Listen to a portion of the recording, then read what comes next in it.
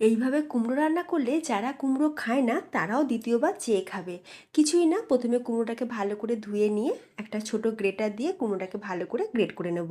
যেহেতু ছোট গ্রেটার দিয়ে গ্রেট করেছি তাই দেখো লাচ্ছাগুলো খুব ছোট ছোটই হয়েছে।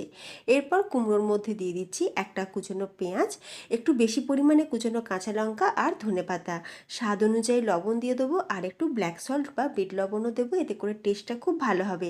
এরই সাথে দিয়ে দেবো তিল, সাদা তিল দিয়েছি, তোমরা চাইলে কিন্তু পোস্ত বা ভাজা বাদামও কিন্তু গুঁড়ো করে দিতে পারো। তারপর এই সব কিছুকে খুব সুন্দর করে মেখে নেবো।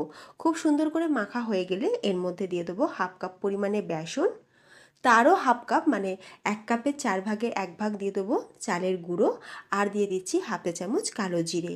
এবার সব কিছু দিয়ে খুব ভালো করে মেখে নেব। খুব সুন্দর দেখো ডোটা আমাদের রেডি হয়ে গেছে, আর আমি একটু ভালো করে ফেটিয়েও নিয়েছি।